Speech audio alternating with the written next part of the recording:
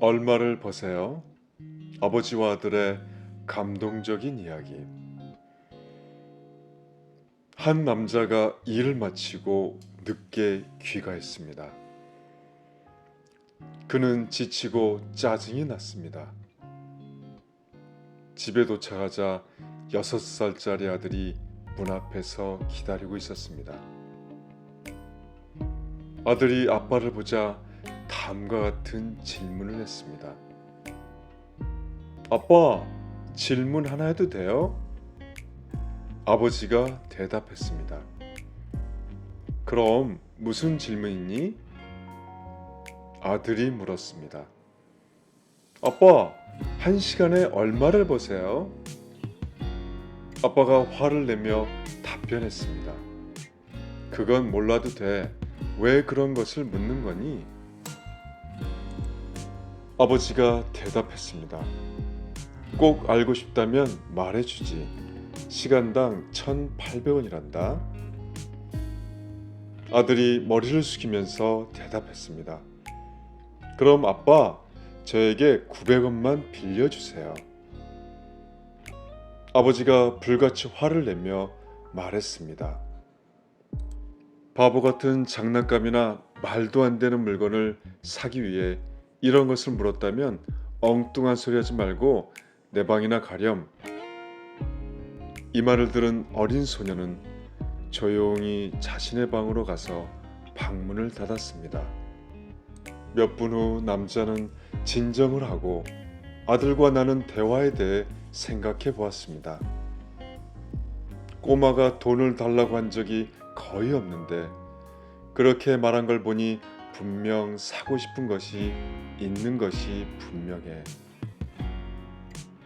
남자는 어린 아들의 방으로 가서 문을 열었습니다. 아들에게 다가가서 물었습니다. 우리 아들 자니? 소년이 대답했습니다. 아니요, 아빠, 안 자고 있어요. 아버지가 말했습니다. 생각해보니 내가 심하게 한 것 같구나. 여기 내가 달라고 한 돈이야. 아버지는 이 말을 하고서 어린 소년에게 900원을 건넸습니다. 어린아이가 자리에서 일어나 앉았습니다. 미소를 지으며 큰 소리로 대답했습니다. 고맙습니다, 아빠. 그리고는 베개 아래에서 구겨진 지폐를 몇 개 꺼냈습니다. 아들이 이미 돈 있는 것을 본 남자는 화가 나기 시작했습니다.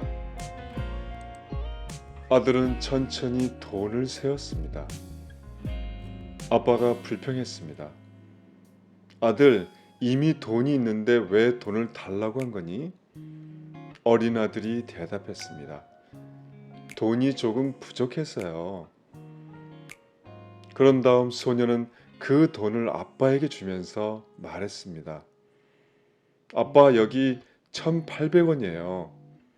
아빠의 한 시간을 제가 살 수 있을까요? 내일 일찍 집에 와서 저녁을 함께 먹고 싶어요. 아버지는 아들의 말에 울컥했습니다. 그는 어린 아들을 포옹했습니다. 아들에게 화를 낸 것에 대하여 미안한 생각이 들었습니다. 우리 모두는 힘든 삶을 살고 있습니다. 항상 시간이 부족할 수 있겠지만 소중한 사람들과 함께하는 약간의 시간을 가져보는 것은 어떨까요?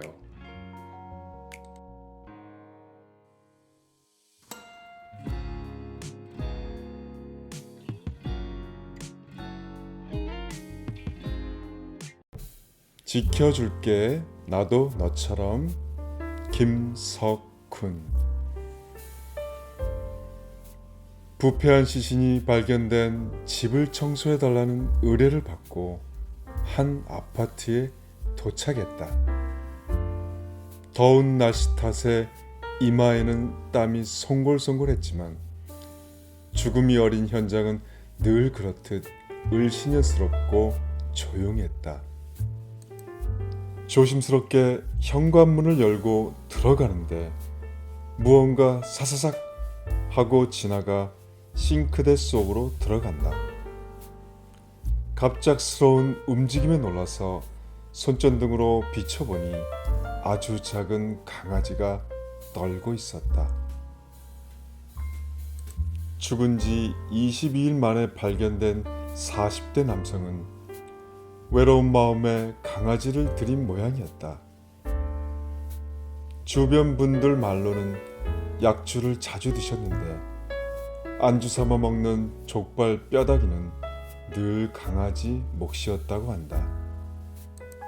현장에도 뼈다귀가 남아 있었는데 얼마나 배가 고팠으면 뼈가 닿을 정도로 싹싹 깨끗하게 핥아 먹었다. 집 한편에 놓인 좋은 사료부터 사람 음식 대신 냉장고를 차지한 강아지용 음식에서 녀석을 향한 망자의 사랑이 느껴졌다. 굶으며 주인의 죽음과 시신이 변해가는 모습을 꼼짝없이 지켜봤던 녀석은 많이 지친 상태였다. 어찌하나 고민하는데 옆집 아저씨가 매정한 소리를 늘어놓는다. 아이고 그놈의 개새끼 요새 시끄럽게 지저대고 얼른 쓰레기 봉투에 담아서 버리쇼. 평소 조용했다던 강아지는 주인이 죽기 전으로 꽤 시끄럽게 짖었나 보다. 주인이 이상하다고 도움을 요청한 건데 그 일로 이웃 사람한테 미움을 샀다. 망자의 형과 형수에게 전화했다. 강아지가 시신을 지켰다는 말에 그들은 우린 그런 거 못 키우니까 알아서 하세요 하면서 치를 떤다. 왕래 없이 산 이웃만도 못한 가족이니 더 그랬을지도 모른다. 동물 보호소에서도 받아주길 꺼리는 건 마찬가지였다. 더군다나 병원에서 확인해보니 녀석은 10살 넘는 노견, 미니핀이라는 개량된 종이라 체구가 작을 뿐이라고 했다. 나이가 많아 보호소에 가도 안락사 당한다는 말에 집으로 데려왔다. 딸아이는 녀석을 멍멍이라고 부르고 있다. 아주 통통해져서 이제는 그냥 미니핀처럼 보인다. 그 멍멍이가 주인에게 그랬듯 나도 녀석 곁을 지켜줄 작정이다. 오늘은 김석훈님 지켜줄게 나도 너처럼.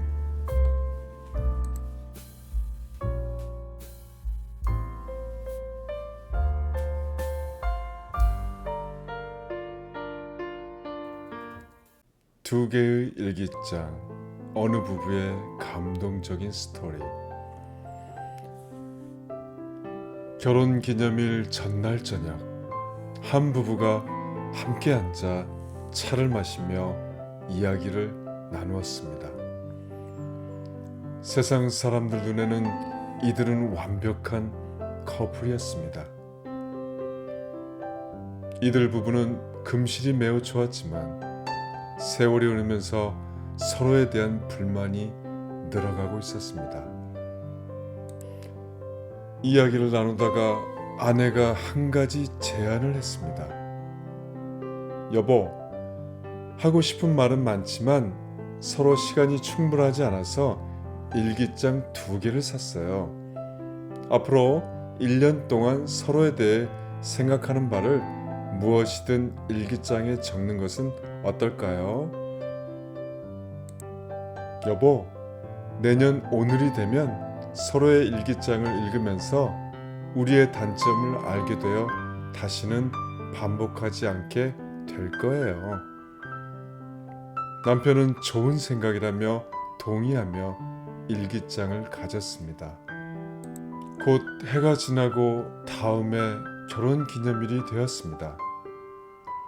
부부는 일기장을 교환했습니다.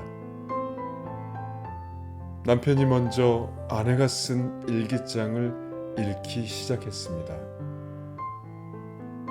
첫 번째 페이지. 오늘 우리 결혼 기념일이지만 당신은 멋진 선물을 주지 않았어요. 두 번째 페이지. 저녁 식사를 위해 호텔에 데려가지 않았어요. 세 번째 페이지. 오늘 영화관에 가기로 약속했지만 피곤하다면서 가기를 거부했어요. 제 친척들이 왔지만 당신은 그들과 제대로 이야기를 나누지 않았어요. 오늘 한참 철진한 드레스를 사줬어요. 이와 같이 소소하지만 많은 불만 불평이 일기장에 빼곡히 기록되어 있었습니다. 일기장을 읽은 남편의 눈에는 눈물이 와락 쏟아졌습니다. 이제 아내가 남편의 일기장을 개봉했습니다. 첫 번째 페이지 공백, 두 번째 페이지 공백, 세 번째 페이지 공백. 50쪽, 60쪽을 넘겼지만 모두 공백이었습니다. 아내는 기분이 언짢아졌습니다. 여보, 이 작은 제 소원을 제대로 완수하지 못할 것이라 짐작은 했습니다. 저는 당신이 단점을 고칠 수 있도록 한 해 동안 열심히 노력하여 당신의 단점을 기록했어요. 당신은 고작 이 정도네요. 남편이 웃으면서 대답했습니다. 여보, 마지막 장에 모든 것이 있어요. 아내는 기대를 가지고 마지막 페이지를 열었습니다. 마지막 장에는 다음과 같은 내용이 적혀 있었습니다. 면전에서 아무리 당신에 대한 원망이 생겨도 오랫동안 당신이 나와 가족들에게 선사한 무한한 사랑 앞에서는 이 일기장에 기록할 만한 그러한 단점을 당신 안에서 보이지 않았소. 당신이 부족한 점이 없는 것은 아니지만 당신의 사랑과 헌신 그리고 희생은 이러한 모든 단점보다 우위에 있어요. 용서받을 수 없는 많은 실수를 하는 나를 당신은 인생의 매 단계에서 나의 그림자가 되어 나를 지지해 주었소. 어찌 내 그림자에게서 결점을 볼 수 있겠소. 일기장을 읽은 아내는 왈칵 울음을 터뜨렸습니다. 그녀는 남편 손에 있는 일기장을 가져다가 두 일기장을 모든 불평, 불만과 함께 불 속에 태웠습니다. 이들 두 분의 삶은 다시 신혼 때와 같이 사랑이 피어났습니다.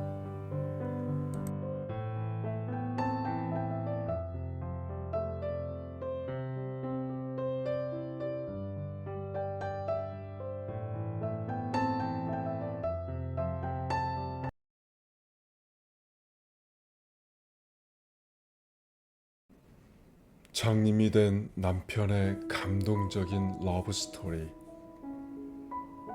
한 남자가 매우 아름다운 여인과 결혼했습니다. 그들은 결혼 후 행복하게 살고 있었습니다. 남자는 아내의 아름다움을 흠모하고 아내를 매우 사랑했습니다. 그러나 몇 개월이 지나지 않아서 여자는 피부병을 앓게 되었고 피부병 때문에 아름다움을 서서히 잃을지도 모르게 되었습니다. 이 사실을 알게 된 아내는 혼자 생각하기 시작했습니다. 내가 추녀가 된다면 어떻게 하지? 남편이 나를 미워하게 될 거고 나는 이를 참을 수 없을 거야. 그러는 사이 하루는 남편이 일 때문에 도시를 떠나야 했습니다. 그러나 일을 마치고 집으로 돌아오는 길에 남자는 사고를 당해 두 눈을 잃고 말았습니다. 이러한 사건에도 불구하고 그들의 결혼 생활은 정상적으로 지속되었습니다. 시간이 지나 아내는 피부병 때문에 아름다움을 완전히 잃었습니다. 그녀는 추녀로 변했지만 시각장애인이 된 남편은 이를 볼 수 없어 그들의 결혼 생활에 아무런 장애가 되지 않았습니다. 남편은 아내를 여전히 사랑했습니다. 그러다 아내가 죽었습니다. 이제 남자는 슬픔에 쌓인 채 홀로 남겨졌습니다. 그는 그 도시를 떠나기로 했습니다.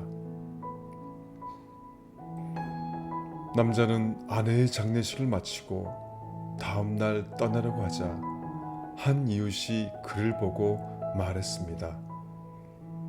부인의 도움 없이 어떻게 살아가려고 하세요? 당신은 앞을 볼 수 없지만 당신 부인이 당신 곁에서 오랫동안 당신을 보살폈습니다. 혼자 생활하는 것이 쉽지 않을 것입니다.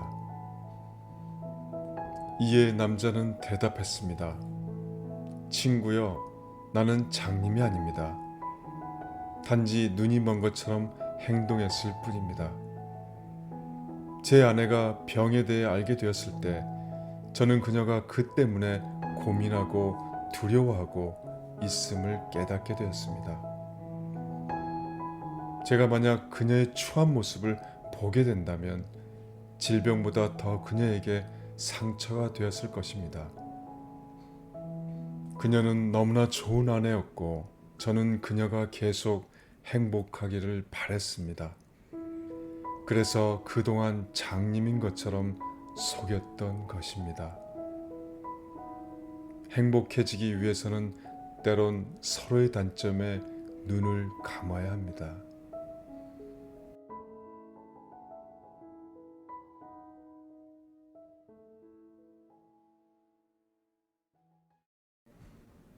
아버지 조각가와 아들 조각가의 감동적인 이야기. 어느 마을에 한 젊은 조각가가 살고 있었습니다. 그는 한때 매우 아름다운 조각상을 만들어 괜찮은 수익을 올렸습니다. 그 조각가에게는 소년 시절부터 조각 작품을 만들기 시작한 아들이 있었습니다. 아들도 훌륭한 조각상을 만들었습니다. 아버지는 아들의 작품에 기쁠만도 하지만 아들 작품에서 한두 가지 실수를 매번 지적했습니다. 그럼에도 불구하고 아들은 불평하는 법이 없이 아버지의 조언을 따라 자신의 작품을 향상시키는데 전념했습니다. 지속적인 실력 향상 덕분에 아들의 작품은 아버지의 작품을 넘어서기 시작했고 시간이 지나면서 아들의 작품이 아버지의 작품보다 더 높은 가격에 팔리기 시작했습니다. 아들은 청년이 되었고 수익이 더 좋았지만 아버지는 계속하여 아들의 작품에서 실수를 지적하곤 했습니다. 아들은 이러한 조언에 싫어하는 내색을 보이지 않으면서 자신의 단점을 수용하고 개선하려고 했지만 진심으로 대하지는 않았습니다. 그러던 어느 날 아들은 인내심을 잃고 말했습니다.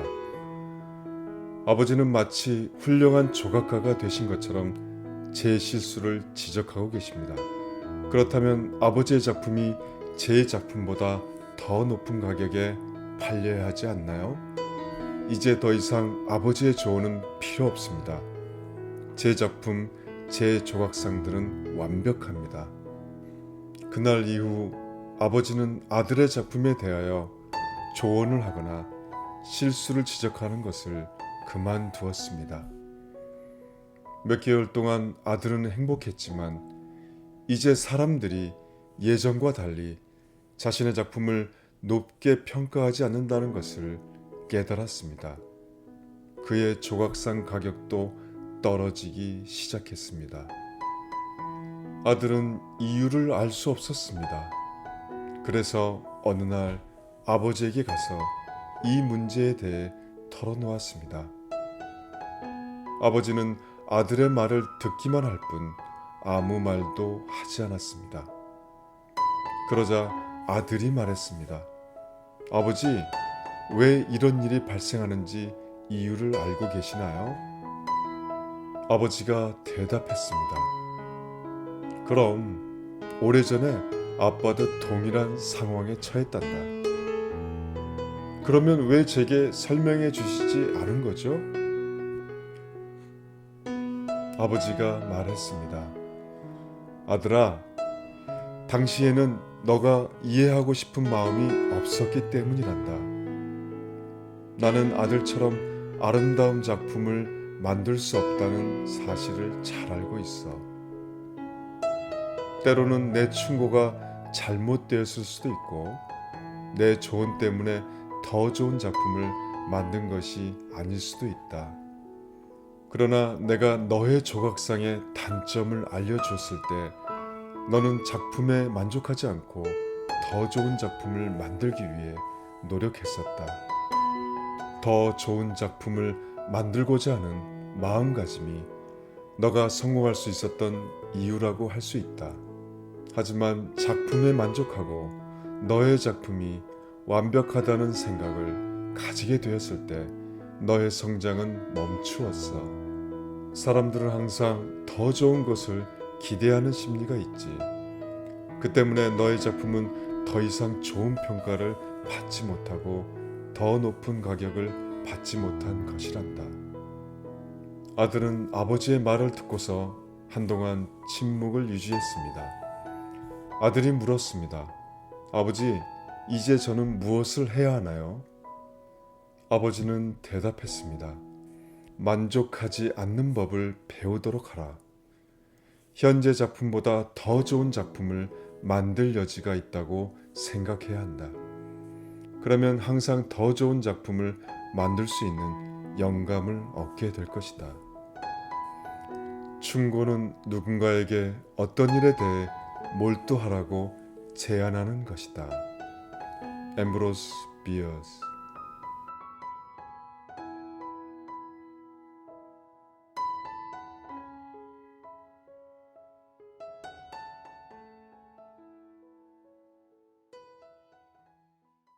인생이 아름다운 이유. 며칠 전 급한 볼일이 있어서 외출을 했다. 뭔가 중요한 것을 결정해야 하는 일이었기에 출발 전부터 신경이 예민해져 있었다. 그래서 마음을 차분하게 하려고 동네 커피 전문점에 들어가 카페라테 한 잔을 주문했다. 테이크아웃해서 들고 나오던 중 유리문에 살짝 부딪혔다. 순간 종이컵 뚜껑이 제대로 안 닫혔던지 커피가 반쯤 쏟아져 버렸다. 나는 바로 안으로 들어가서 뚜껑 하나 제대로 못 닫아 커피를 반이나 쏟게 합니까? 하고 말을 하게 되었다. 종이컵 뚜껑을 잘못 닫은 그 청년치고는 어눌한 발음으로 죄송합니다 하며 연신 고개를 숙였다. 그때였다. 커피 나왔다는 신호의 진동벨이 앞 좌석에서 울렸다. 앞 좌석의 그 아주머니가 커피를 받아서 내게 건네며 하는 말. 카페라떼예요. 저는 커피를 좋아하지 않아서 늘 남겨요. 그거 제가 마실게요. 우리 바꿔 마셔요. 난 그 아주머니가 손에 쥐어준 그분의 카페라떼를 들고 도망치듯 나왔다. 너무 부끄러웠다. 커피집에 들를 때마다 문득 그때의 상황이 마음속에 늘 그늘로 남아있어 쉽게 지워지지 않았다. 가끔 들르는 그 커피집에는 낯선 청년이 새로 와서 일을 하고 있었는데 가만 보니 행동이 느리고 말이 어눌했다. 순간 그 청년을 채용해준 회사가 몹시 고마웠다. 그건 단순히 취직이 아니라 한 사람의 인생에 눈부신 날개를 달아주는 일이었다. 그리고 내 시선을 빼앗은 또 한 사람, 40대 아주머니 한 분이 구석에 앉아서 커피를 마시고 있었다. 단순한 손님이 아니라는 걸 직감했다. 그 아주머니는 오직 한 사람만 보고 있었다. 아주 애틋하고 절절한 눈빛으로. 그 청년의 어머니라는 걸 쉽게 알 수 있었다. 발달 장애인 아들의 첫 직장에서 그 아들을 지켜보는 심정이 어떨까? 초조하고 불안하고 흐뭇하고 감사하고 참으로 다양한 감정의 소용돌이에서 눈물을 참고 있는 듯 보였다. 순간 나는 그 아주머니를 안심시켜주고 싶었다. 다가가서 이렇게 말했다. 저 여기 단골인데요. 아무 걱정 마세요. 여기서 일하는 직원들 다 착하고 좋아요. 아드님도 잘할 거예요. 그 아주머니의 눈에 눈물이 핑 도는 걸 보고 나도 울컥했다. 삶이 아름다운 건 서로 어깨를 내어주기 때문이 아닐까? 망설임 없이 자신의 몫인 온전한 카페라떼를 내어준 아주머니. 코로나19로 인해 몇 개월간 집에 못 들어가서 보고 싶은 어린 딸과 영상통화를 하면서도 울지 않는 간호사. 화재 현장에서 부상을 입어 들것에 실려 병원으로 향하면서도 한 사람이라도 더 구하지 못해 안타까워하는 소방관 아저씨. 장사 안 되는 동네 입구 과일 가게에서 사과를 살 때 제일 볼품없는 것만 골라 넣는 퇴근길의 영희 아버지. 마스크를 서너 개씩 여분으로 가방에 넣고 다니며 마스크를 안 쓴 사람에게 말없이 내미는 준호 할머니. 이렇듯 참으로 많은 보통 사람들이 우리의 인생을 아름답게 만들고 있습니다. 나는 얼마나 더 감사하고 베풀며 살아갈 수 있을까? 남은 인생 나는 얼마나 자주 내 어깨를 내어줄 수 있을까 생각해 봅니다.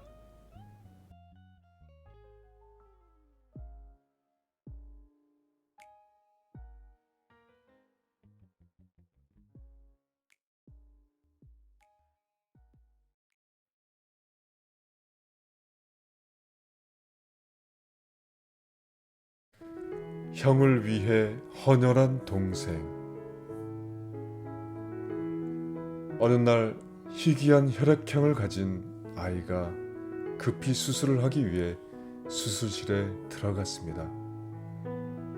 하지만 피가 모자라 생명이 위태해지게 되었고 여기저기 수소문을 했지만 그 혈액형을 구하지 못했습니다.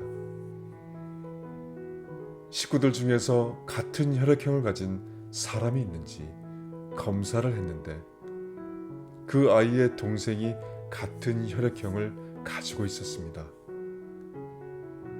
워낙 시간이 촉박한지라 어린아이지만 급한 대로 혈액을 얻고자 했습니다.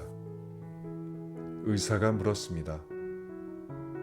꼬마야, 지금 형이 몹시 아프단다. 어쩌면 하늘나라로 갈지도 모른단다. 그러지 않기 위해서는 너가 너의 피를 형에게 좀 나눠주어야겠구나. 좀 아프겠지만 형이 다시 살 수 있단다. 어떻게 하겠니? 아이는 한동안 말이 없이 고개를 숙이고 한참을 생각하더니 고개를 끄덕였습니다. 그리고 혈액을 뽑는 주사바늘을 꽂고 피가 나가는 것을 물끄러미 쳐다보다가 갑자기 울음을 터뜨리며 부모님을 쳐다봤습니다. 부모는 아이를 달랬고 이윽고 주사 바늘을 빼자 아이는 울음을 그치고 눈을 감고 일어나지 않았습니다. 의사가 또다시 물어봤습니다. 꼬마야, 다 끝났다. 근데 왜 눈을 감고 있니? 아이는 말했습니다. 하늘나라에 갈 준비를 하고 있어요. 주변에 있던 모든 사람들은 놀랬습니다. 그 아이는 헌혈을 해본 적이 없기에 자신의 몸에서 피를 뽑아서 형에게 주고 자기는 곧 죽는 줄로 알고 있었던 것입니다. 의사가 물었습니다. 꼬마야, 그럼 넌 네가 죽는 줄로 알면서 헌혈을 왜 한다고 했니?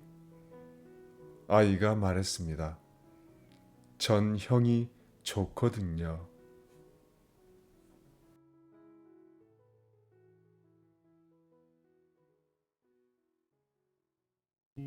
준수 아빠의 편지. 오늘도 긴장하는 마음으로 회사에 출근했다. 하루에도 몇 번씩 회사를 그만두고 싶은 마음이 들지만 나만 바라보는 가족들을 위해서 오늘도 직장을 향해 걸어갔다. 어제 저녁에는 아들이 자기 반에서 스마트폰이 제일 오래되어서 반 아이들이 놀린단다. 그래서 스마트폰을 바꿔달라고 조른다.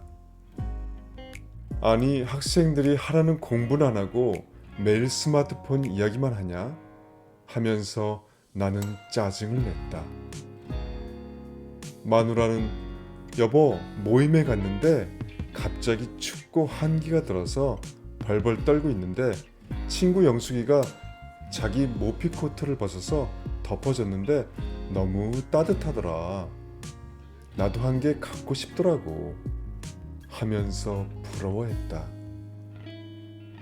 우리 주제에 무슨 모피 코트야. 정신없는 사람들이나 입고 다니는 거지. 하면서 마누라에게 핀잔을 줬다. 그리고 오늘도 여느 때와 같이 일을 하고 있는데 평소와는 다르게 배가 살살 아프고 땀이 나서 힘이 좀 들었다. 그래서 오후에 조퇴를 하고 가까운 병원에 가서 검사를 받았다. 오랜 시간이 지나서 여의사가 이야기 좀 하자고 했다. 여의사가 먼저 말을 꺼냈다. 아무래도 큰 병원에서 다시 검사를 해보는 게 좋겠어요. 배 쪽에 뭔가가 고여 있는데 대학병원에서 정밀 진단이 필요한 것 같아요. 그러면서 대학병원을 예약을 해주었다. 나는 약간 걱정되는 마음으로 혼자서 대학병원에 가서 검사를 했다. 한참 후에 의사가 나에게 말을 건넨다. 선생님, 대장암 말기입니다. 암세포가 너무 많이 퍼져서 3개월밖에 시간이 없을 것 같습니다. 나는 너무 놀라서 말을 더듬으면서 다시 물었다. 의사 선생님, 제가 3개월밖에 못 산다고요? 그리고 병원을 나와서 길을 걷는데 자꾸 눈물이 흘러내렸다. 집에 도착해서 안으로 들어가니 마누라가 주방에서 식사 준비를 하다가 반갑게 맞아줬다. 오늘따라 마누라가 왜 이렇게 이쁘게 보이는지 모르겠네. 저녁을 먹고 잠자리에서 마누라에게 말을 건넨다. 여보, 만약에 이 세상에서 내가 갑자기 없어지면 당신은 어떡하지?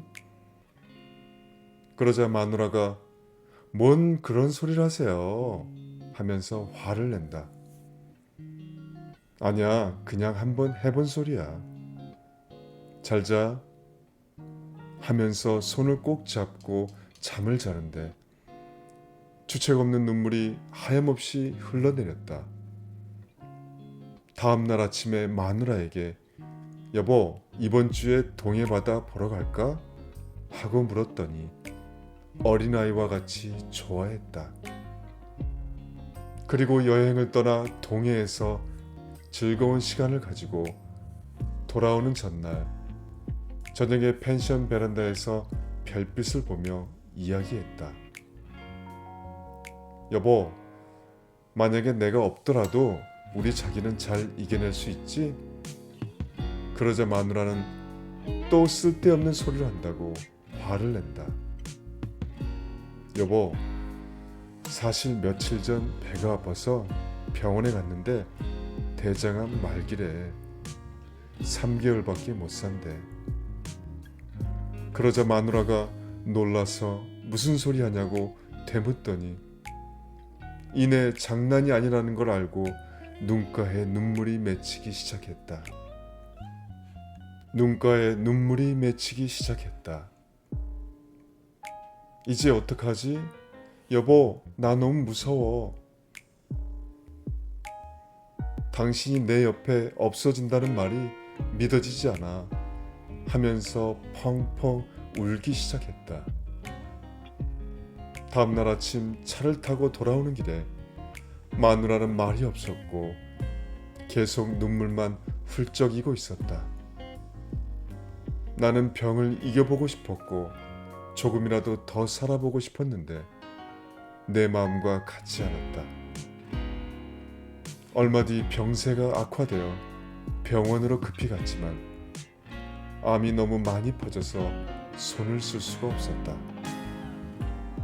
나는 마지막으로 마누라 손을 꼭 잡고 힘없는 눈으로 아내를 바라보면서 의식을 잃어갔다. 마누라는 나의 가슴에 얼굴을 묻으며 펑펑 울기 시작했다. 잘가 여보, 고생했어.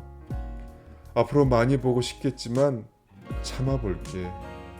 하면서 하염없이 눈물만 계속 흘렸다.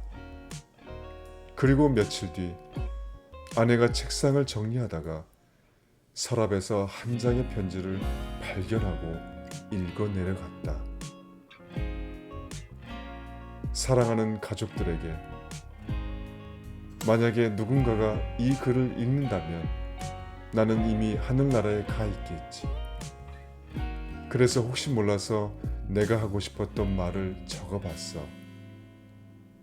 먼저 우둔하고 속 좁은 이 사람을 지압이라고 좋아해주고 아껴주고 내가 가장 의지했던 준수 엄마.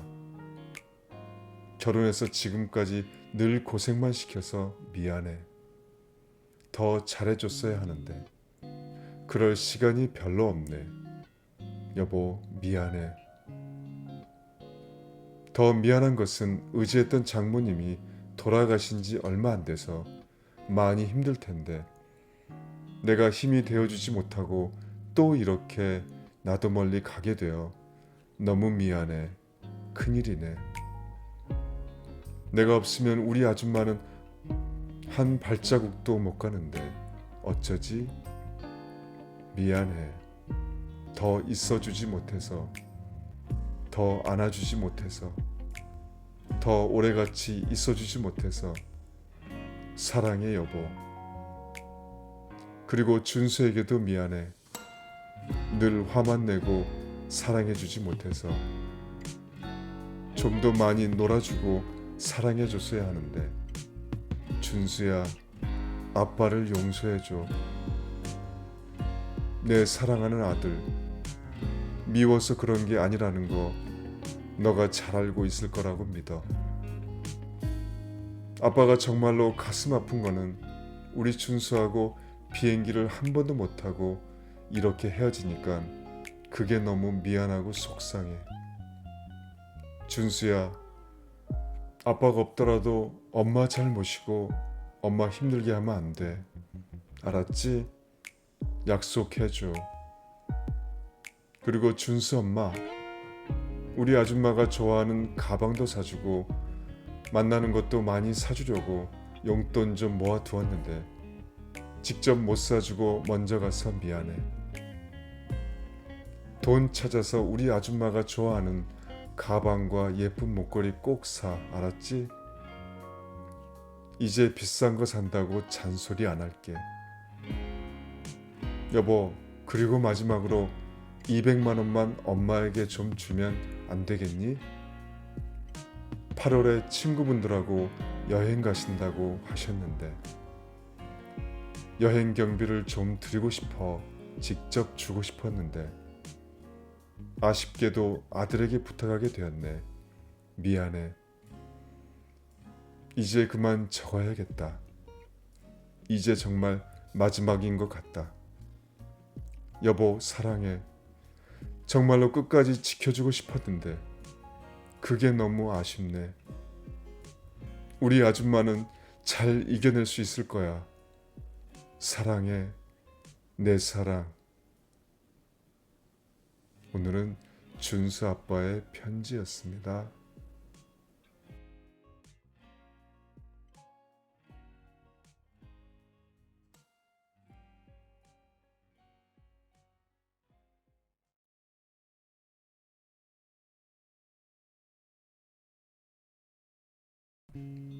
어느 집배원의 사랑.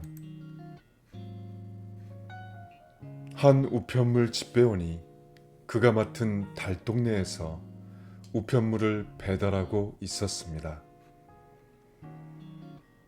어느 날 허름한 집 앞에 종이 한 장이 떨어져 있어 오토바이를 세운 다음 그 종이를 살펴보니 수도 계량기 검침 용지였습니다.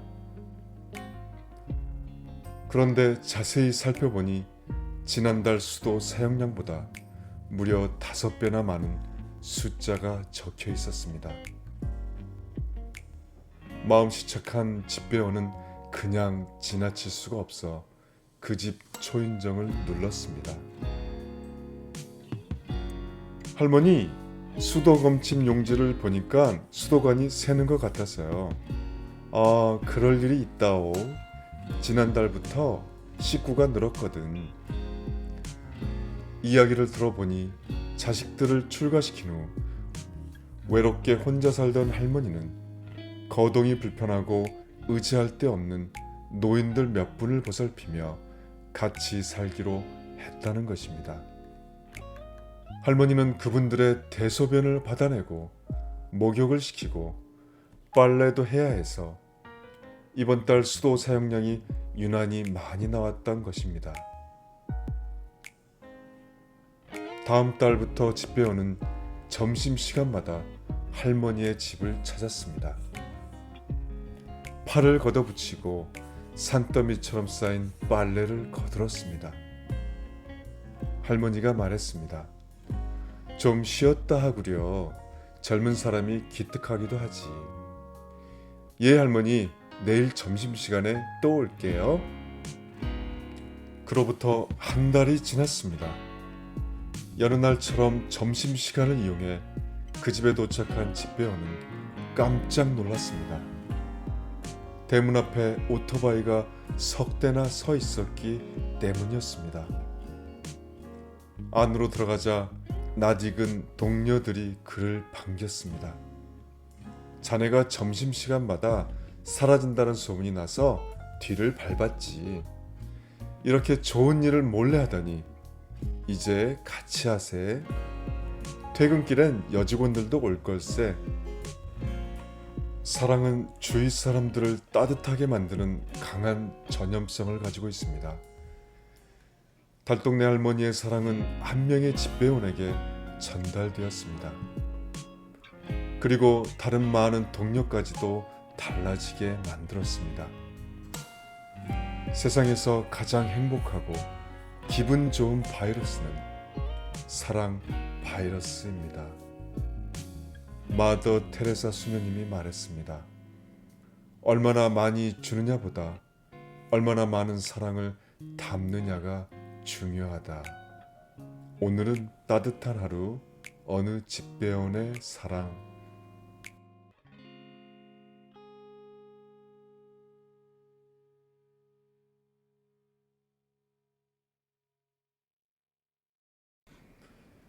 따스하고 흐뭇한 이야기.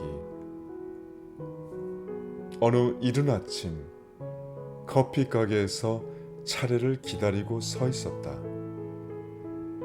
내 앞에 남루한 옷을 입은 삐쩍 마른 한 여인이 커피 한 잔의 값을 치르기 위해 지갑에서 동전을 꺼내 세고 있자 계산대에 있던 직원이 말했다. 저기 있는 빵도 하나 가져가세요.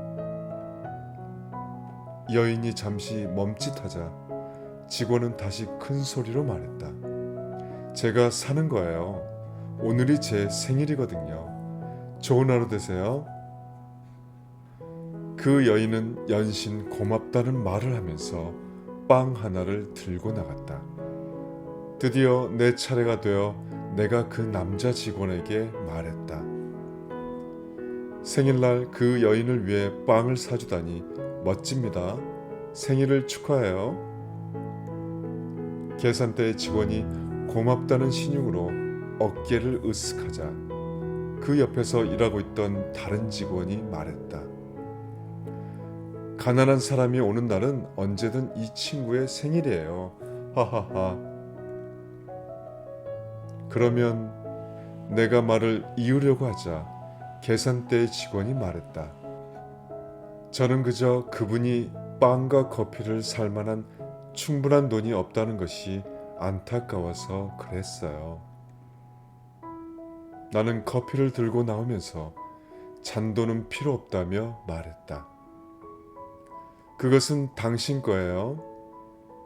손님, 하지만 이건 너무 많은데요. 그때 내가 말했다. 괜찮아요. 오늘은 제 생일이에요. 우리 모두 매일매일이 생일인 것처럼 넉넉한 마음을 나눌 수 있는 멋진 날들이 되시길 바란다.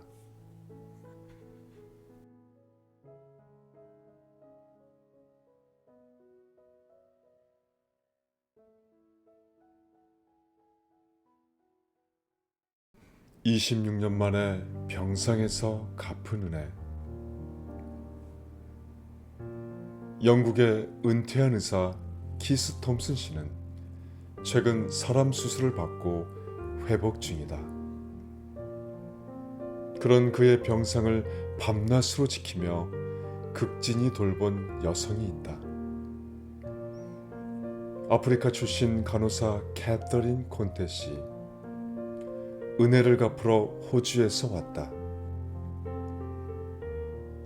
두 사람 인연은 1993년 시에라리온의 한 병원에서 시작됐다. 톰슨 박사는 의료 자선단체에 속해 자원봉사를 하고 있었다. 어느 날 산부인과 병동에서 고통 속에 신음하고 있는 어린 임신부를 보게 됐다. 나흘째 산고를 겪고 있다고 했다.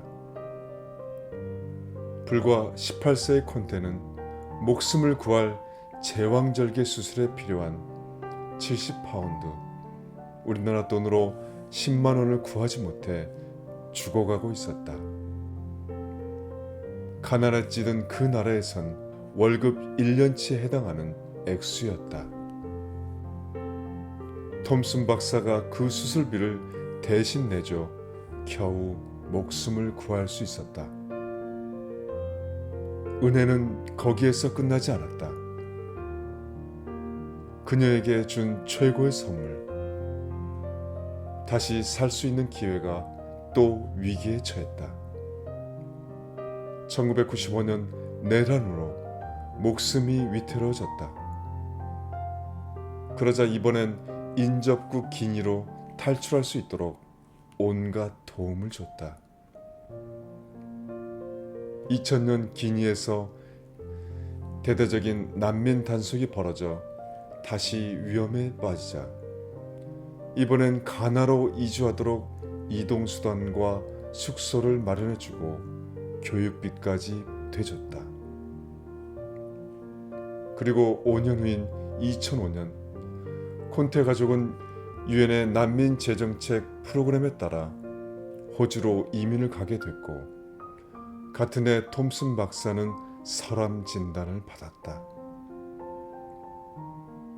콘테는 호주에서 간호사가 됐다.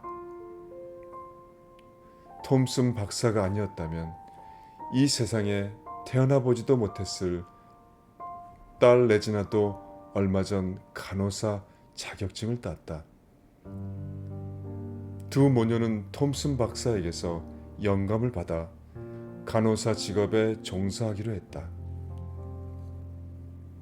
베풀어 주신 것에 다만 한 조각이라도 다른 사람들에게 나눠주고 싶어서 이 직업을 선택했습니다. 하지만 그분의 자리를 채우지는 못할 것 같습니다. 라고 했다. 끝없는 빚을 졌다고도 했다. 해가 갈수록 더 느끼게 되어 세상의 다른 면을 보게 해주신 거예요. 제 인생에 그런 분이 계셨다는 걸 영원히 감사하며 살아갈 겁니다. 오늘은 조선일보 2019년 6월 18일 윤희영의 뉴스 잉글리시였습니다.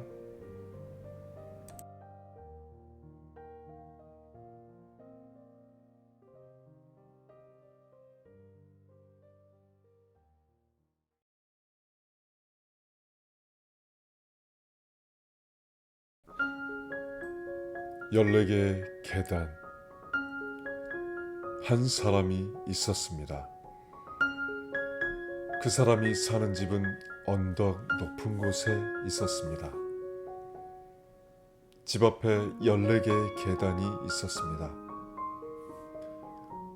어느 날 이 사람에게 불행이 닥쳐왔습니다. 근육이 점점 힘을 잃어 결국은 죽게 되고 마는 희귀병에 걸리고 만 것입니다. 의사의 판정은 마치 사형 선고와도 같았습니다. 마음의 상심이 컸던지라 뛰어서도 갈 수 있었던 집 앞의 계단이 높게만 보였습니다. 하루하루 시간이 지나면서 계단을 오르는 것이 점점 힘들어졌습니다. 자신은 결국 죽게 될 것이라는 생각에 더욱더 계단을 오르기 힘들었던 것입니다. 10분이 걸리던 시간이 난간을 잡지 않고는 오를 수 없게 되었고 중간에 쉬지 않으면 오를 수 없게 되었습니다. 어느 날 운전을 해서 병원 진료를 받고 돌아오던 날이었습니다. 비가 세차게 오고 인적이 드문 곳을 지날 때 신에게 빌었습니다. 제발 브레이크를 밟는 발에 마비가 오지 않게 해주세요. 제발. 그러나 차가 빗길에 미끄러지면서 타이어가 펑 하고 터지는 소리가 났습니다. 그런데 불길한 예감대로 페달을 밟는 자신의 발이 말을 듣지 않았습니다. 겨우 차는 벽에 부딪히며 멈추었고 크게 다치지 않은 것이 천운이었습니다. 하지만 꼼짝도 하지 않는 발 때문에 타이어를 교체할 수가 없어 절망적이었습니다. 그때 마침 건너편 어느 집에서 나온 꼬마애와 눈이 마주쳤습니다. 아이야, 혹시 남자 어른 없니? 아저씨가 발에 마비가 와서 꼼짝을 할 수가 없구나. 남자 어른이 계시다면 도움을 좀 청해 주겠니? 말없이 꼬마애는 집으로 들어가더니 잠시 후 자신은 비옷을 입고 우산을 든 할아버지와 함께 나왔습니다. 사정 얘기를 들은 할아버지는 우산도 쓰지 않고 세찬비에 옷을 흠뻑 젖으며 펑크난 타이어를 고치기 시작했습니다. 그런데 아무리 기다려도 다 되었다는 소식이 없었습니다. 젊은 사람이 차 안에 계속 앉아있기가 정말 가시방석이었지만 하는 수 없었습니다. 너무 오래 걸린다는 생각이 들 무렵 할아버지는 다 되었다며 일어섰습니다. 이거 정말 뭐라 감사하다는 말을 해야 할지 모르겠습니다, 어르신. 아무리 생각해도 염치가 없는 것 같아 무엇이든 살해를 하고 싶었습니다. 이 사람은 지갑에 달랑 한 장 있는 5달러짜리 지폐를 내밀었습니다. 하지만 할아버지는 아무런 반응이 없었습니다. 수고에 비해 너무 적게 살해를 해서 라고 혼자 생각하고 있는데 꼬마애가 말했습니다. 우리 할아버지는 앞을 못 보세요. 그때야 왜 이렇게 더디 걸렸는지, 지폐를 내민 손을 보고 왜 아무 반응이 없었는지 모든 상황이 이해가 되었습니다. 지폐를 내민 자신의 손이 오히려 부끄러운 생각이 들었습니다. 할아버지가 말했습니다. 내가 자네를 도울 수 있어서 정말 기쁘네. 만약 내가 자네 같은 상황이었다면 자네도 틀림없이 나처럼 성심껏 도와줬을 거라고 생각한다네. 늘 운전 조심하게나. 라며 손을 흔드는 할아버지의 모습을 보며 무사히 집에 돌아온 그는 마음이 180도 변했습니다. 나보다 더 어려운 상황에도 얼마든지 다른 사람을 돕고 사시는 할아버지의 모습에 깊은 감명을 받았습니다. 그래, 나도 포기하지 말고 끝까지 계단을 내 힘으로 오르자. 언젠가 내 얘기가 누군가에게 힘이 될 수도 있으니까 라고 다짐했습니다.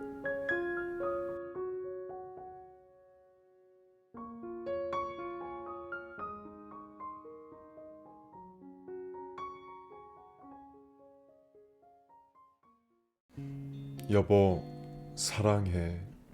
미안해. 저만치 서 허름한 바지를 입고 엉덩이를 들썩이며 방걸레질을 하는 아내. 아내가 물었다.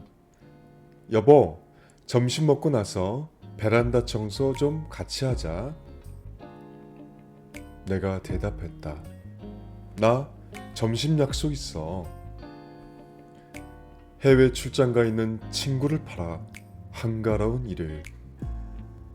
아내와 집으로부터 탈출하려 집을 나서는데 양푼의 비빔밥을 숟가락 가득 입에 넣고 우물거리던 아내가 나를 본다. 무릎 나온 바지의 한쪽 다리를 식탁에 올려놓은 모양이 영락없이 내가 제일 싫어하는 아줌마 품새다. 아내가 물었다. 언제 들어올 거야? 내가 대답했다. 나가봐야 알지. 시무룩해 있는 아내를 뒤로하고 밖으로 나가서 친구들을 끌어모아 술을 마셨다. 밤 12시가 될 때까지 그렇게 노는 동안 아내에게서 몇 번의 전화가 왔다. 받지 않고 몇 번을 버티다 마침내 배터리를 빼버렸다. 그리고 새벽 1시쯤 난 조심조심 대문을 열고 들어왔다. 아내가 소파에 웅크리고 누워 있었다. 자나보다 생각하고 조용히 욕실로 향하는데 힘없는 아내의 목소리가 들렸다. 어디 갔다 이제 와? 친구들이랑 술 한잔. 어디 아파? 여보, 낮에 비빔밥 먹은 게 얹혀 약 좀 사오라고 전화했는데. 배터리가 떨어졌어. 손 이리 내봐. 여러 번 혼자 땄는지 아내의 손끝은 상처투성이었다. 이거 왜 이래? 당신이 손 땄어? 너무 답답해서. 이 사람아, 병원을 갔어야지. 왜 이렇게 미련하냐? 나도 모르게 소리를 버럭 질렀다. 여느 때 같으면 마누라는 미련하냐가 뭐냐며 대들만도 한데 아내는 그럴 힘도 없는 모양이었다. 그냥 엎드린 채 가쁜 숨을 몰아쉬기만 했다. 난 갑자기 마음이 다급해졌다. 아내를 업고 병원으로 뛰기 시작했다. 하지만 아내는 응급실 진료비가 아깝다며 이제 말짱해졌다고 애써 웃음을 보이며 검사 받으라는 내 권유를 뿌리치고 병원을 나갔다. 다음날 출근하는데 아내가 이번 추석 때 친정부터 가고 싶다는 말을 꺼냈다. 노발대발하실 어머니 얘기를 꺼내며 안 된다고 했더니 아내가 대답했다. 30년 동안 그만큼 이기적으로 부려먹었으면 됐잖아. 그럼 당신은 당신 집 가. 난 우리 집 갈 테니까. 큰 소리친 대로 아내는 추석이 되자 짐을 몽땅 싸서 친정으로 가버렸다. 나 혼자 고향집으로 내려가자 어머니는 세상 천지에 며느리가 이러는 법은 없다고 호통을 치셨다. 결혼하고 처음 아내가 없는 명절을 보냈다. 집으로 돌아오자 아내는 태연하게 책을 보고 있었다. 여유롭게 클래식 음악까지 틀어놓고 말이다. 내가 따지듯 물었다. 당신 지금 제정신이야? 아내가 대답했다. 여보, 만약 내가 지금 없어져도 당신도 애들도 어머님도 사는데 아무 지장 없을 거야. 사실 나 명절 때 친정에 가 있던 거 아니야. 병원에 입원해서 정밀 검사 받았어. 당신이 한번 전화만 해봤어도 금방 알 수 있었을 거야.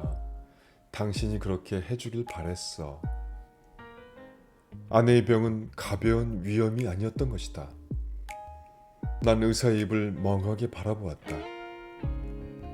저 사람이 지금 뭐라고 말하고 있는 건가? 아내가 위암이라고 전이 될 대로 전이가 돼서 더 이상 손을 쓸 수가 없다고. 3개월 정도 시간이 있다고. 지금 그렇게 말하고 있지 않은가? 아내와 함께 병원을 나왔다. 유난히 가을 햇살이 눈부시게 맑았다. 집까지 오는 동안 서로에게 한마디도 할 수가 없었다. 엘리베이터에 탄 아내를 보며 앞으로 나 혼자 이 엘리베이터를 타고 집에 돌아가야 한다면 어떨까를 생각했다. 문을 열었을 때 펑퍼짐한 바지를 입은 아내가 없다면, 방 걸레질을 하는 아내가 없다면, 양푼에 밥을 비벼 먹는 아내가 없다면, 술 좀 그만 마시라고 잔소리해주는 아내가 없다면 나는 어떻게 해야 할까? 아내는 함께 아이들을 보러 가자고 했다. 아이들에게는 아무 말도 말아달라는 부탁과 함께 서울에서 공부하고 있는 아이들은 갑자기 찾아온 부모가 반갑지만은 않은 모양이었다. 하지만 아내는 살가워하지도 않은 아이들의 손을 잡고 공부에 관해 건강에 관해 수없이 해온 말들을 하고 있다. 아이들의 표정에 짜증이 가득한데도 아내는 그런 아이들의 얼굴을 사랑스럽게 바라보고만 있다. 나는 더 이상 그 얼굴을 보고 있을 수 없어서 밖으로 나왔다. 여보, 집에 내려가기 전에 어디 코스모스 많이 펴 있는데 들렀다 갈까? 코스모스? 그냥 그러고 싶네. 꽃 많이 펴 있는데 가서 꽃도 보고 당신이랑 걷기도 하고. 아내는 얼마 남지 않은 시간에 이런 걸 해보고 싶었나 보다. 비싼 걸 먹고 비싼 걸 입어보는 대신 그냥 아이들 얼굴을 보고 꽃이 피어있는 길을 나와 함께 걷고, 당신 바쁘면 그냥 가고. 아니야, 가자. 코스모스가 들판 가득 피어있는 곳으로 왔다. 아내에게 조금 두꺼운 스웨터를 입히고 천천히 걷기 시작했다. 여보, 나 당신한테 할 말 있어. 뭔데? 우리 적금 올 말에 타는 거 말고 또 있어. 3년 부은 거야. 적금 통장. 싱크대 2번째 서랍 안에 있어. 그리고 나 생명보험도 들었거든. 재작년에 친구가 하도 들라고 해서 들었는데 잘했지 뭐. 그거 꼭 확인해보고. 당신 정말 왜 그래? 그리고 부탁 하나만 할게. 올해 적금 타면 우리 엄마 한 200만 원만 드려.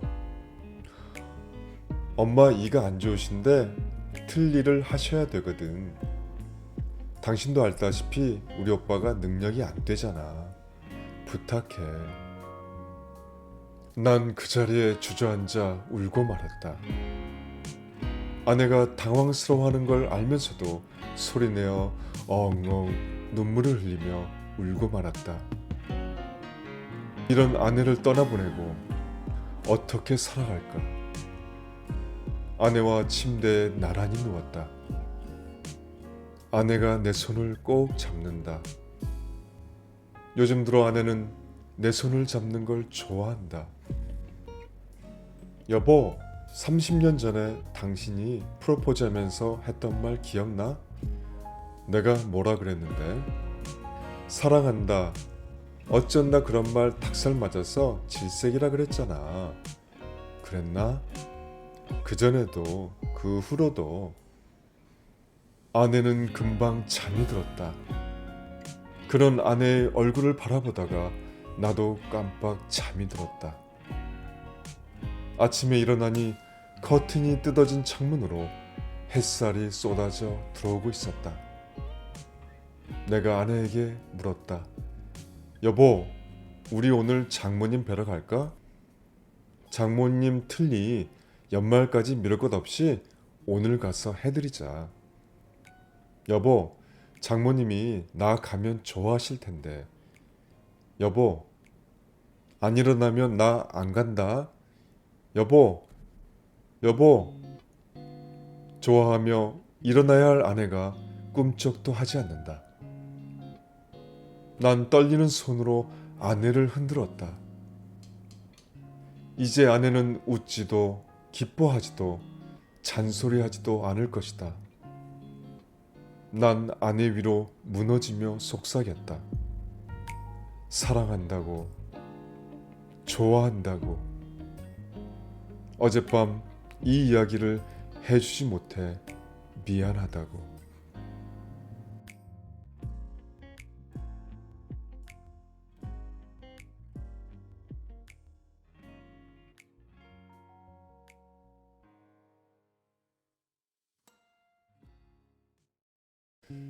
마지막 미역국. 나는 뇌종양 말기 환자입니다. 날마다 고통에 시달리는 나의 모습은 거의 발악 수준입니다. 이젠 방사선 치료조차 의미가 없어지고 죽는 날이 빨리 오기를 손꼽아 기다리고 있습니다. 냄새도 미각도 이제는 느껴지지 않습니다. 가족들은 나를 위해 내 앞에서는 절대 울지 않습니다. 그러나 내가 없는 곳에서 울고 있다가 눈이 퉁퉁 부어 들어오고는 합니다. 내 아내는 내 병수발 드느라 직장까지 그만두었고, 아들 2명은 평소에 교회를 멀리했던 녀석들이 교회를 나갑니다. 어머니는 이 못난 자식 때문에 10년은 더 늙어버리셨습니다. 그러던 어느 날, 내 가족을 위해 할 수 있는 것이 무엇일까 곰곰이 생각했습니다. 요즘 들어 내 몸이 더욱 안 좋아졌습니다. 이제 가족과 헤어질 시간이 며칠 남지 않은 것입니다. 달력을 보니 며칠 후면 아내의 생일입니다.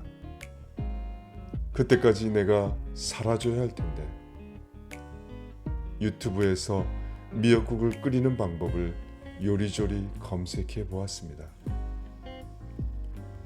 갑자기 후회의 눈물이 납니다. 건강한 시간 동안 아내의 생일날 미역국 한번 내 손으로 끓여주지 못했던 것이 후회스럽습니다. 시간이 지나고 머리가 박살날 것처럼 아프고 발악과 괴로움이 찾아왔지만 난 버텨야 했습니다.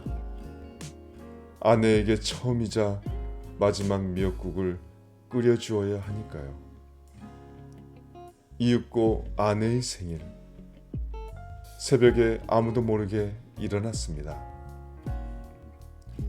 미리 담가둔 미역을 꺼냈고 고기를 꺼냈다 참기름을 찾고, 그런데 간장이 보이지 않았습니다.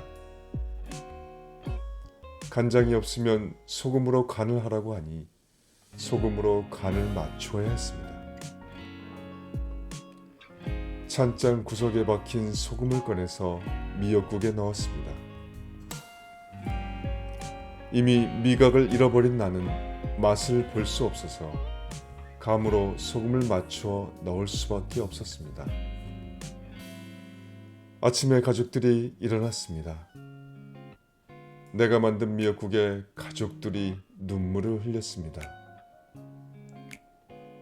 미역국의 첫 입맛을 보는 아내는 그만 엉엉 울고 있었습니다. 아이들도 먹자마자 엉엉 울고 말았습니다. 어머니도 먹자마자 우셨습니다.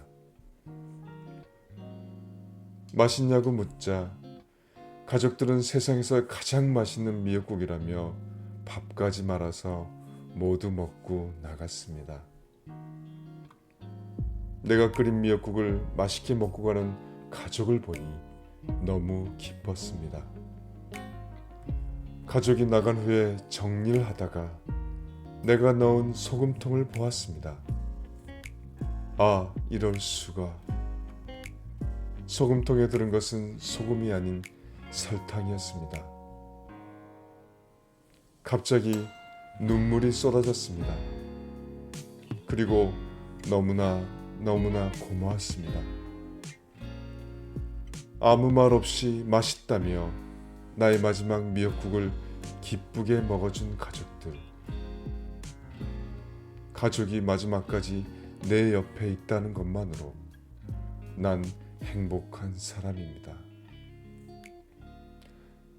가족이 마지막까지 내 옆에 있다는 것만으로 난 정말 행복한 사람입니다.